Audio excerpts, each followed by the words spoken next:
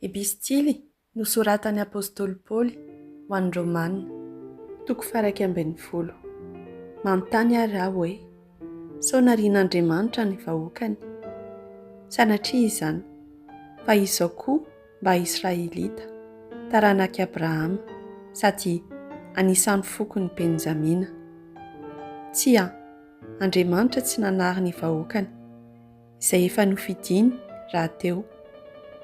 Ataoko fa fantatrareo izay lazain'ny soratra masina ao amin'ny tantaran'i Elia.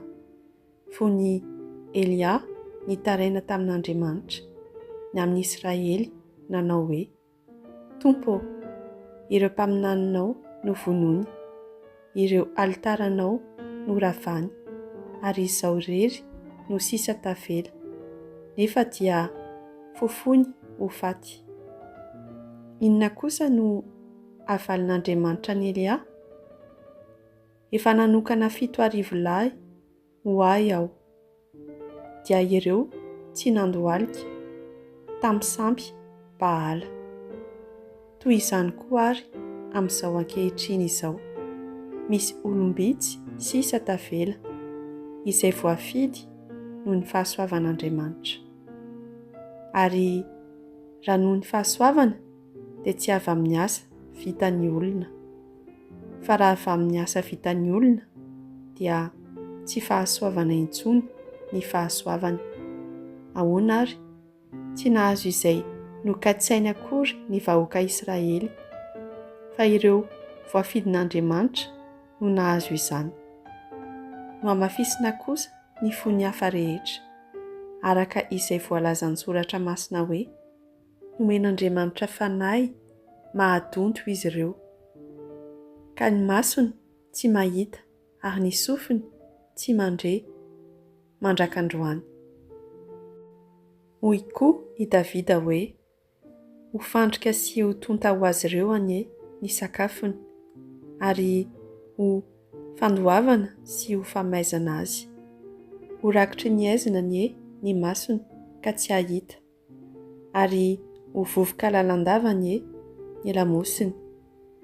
Manontany ary aho hoe: sao solafaka ny jiosy, ka lavo tsy ho tafarina intsony? Sanatria izany, fa ny hadisoan'ny jiosy no ahazoan'ny hafa firenena ny famonjena mba hahavelom-pialonana ny jiosy. Koa raha ny fahadisoan'ny jiosy aza tonga harena ara-panahy ho an'izao tontolo izao, ary ny fietreny tonga harena ara-panahy ho an'ny hafa firenena. Vao mainka fa ny fiverenany tanteraka amin'ny famonjena aminareo hafa firenena dia izao kosa no teniko: araka ny maha-apôstôly ny hafa firenena ahy, dia ajaiko ny asa fanompoana nankinina tamiko, sao mba hahavelom-pialonana ireo havako ara-nofo, ka havonjeko ny sasany amin'izy ireo. Noho ny nailika ry zareo dia voavitrana ny fihavanana izao tontolo izao amin'Andriamanitra. Ka raha voaray indray ry zareo, inona no hitranga? Ny fiainana ho an'ireo efa maty. Raha voatolotra ho an'Andriamanitra ny santatry ny mofo, dia azo koa ny mofo rehetra. Raha voatokana ho an'Andriamanitra ny foto-kazo, dia azo koa ny ratsany rehetra. Ny vahoaka Israely dia toy ny hazo oliva voakolokolo izay nanesorana rantsana sasan-tsasany, fa ianao hafa firenena kosa dia toy ny ratsan'ny hazo oliva, dia izay natao grefy amin'ny hazo oliva voakolokolo ho solon'ireo rantsana nesorina ireo, ary manjary iombonanao ilay fototra feno tsiro-tany ao amin'ny hazo oliva voakolokolo.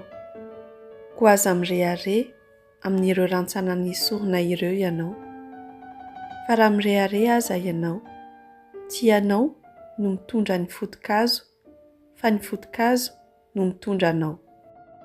Hoy angaha ianao hoe nisy rantsana nesorina mba hanaovana grefy ahy. Marina izany. Nesorina izy ireny no ny tsy finoana, kanefa aza miavonavina fa matahora. Andriamanitra tsy nitsimbina andry zareo jiosy izay tena rantsana, ka tsy nitsimbina anao koa. Jereo ary fa sady mora fo Andriamanitra no sarotiny. Sarotiny amin'izay lavo izy, fa mora fo aminao kosa raha mitoetra ao amin'ny hamoram-pony ianao. Fa raha tsy mitoetra ao ianao dia ho esorina koa. Fa raha miala amin'ny tsy finoana ry zareo jiosy dia atao grefy indray, satria vitan'Andriamanitra ny manao grefy azy indray. Eny raha ianao hafa firenena aza no esorina tamin'ny hazo oliva ty ka natao grefy amin'ny hazo oliva voakolokolo izay tsy nipoiranao, mainka fa ireo jiosy tena ratsan'ilay hazo oliva voakolokolo no atao grefy indray amin'ny hazo oliva nipoirana. Izao tsy ambaratelo izao ry havako dia tiako fantatrareo tokoa.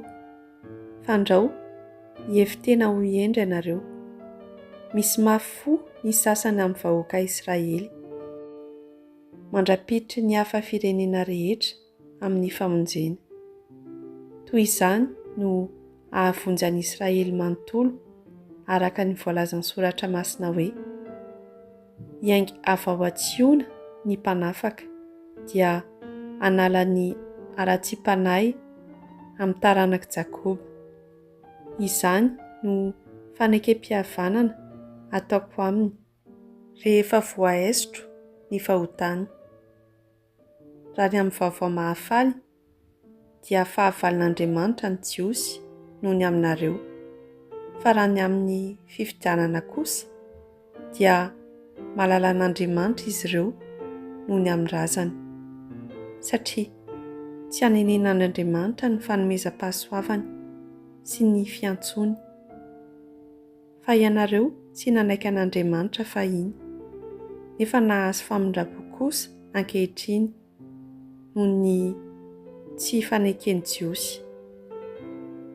Toy izany koa, tsy manaiky an'Andriamanitra ny jiosy ankehitriny mba ahazahoany famindrapo koa any aoriana any noho ny famindrapo azonareo.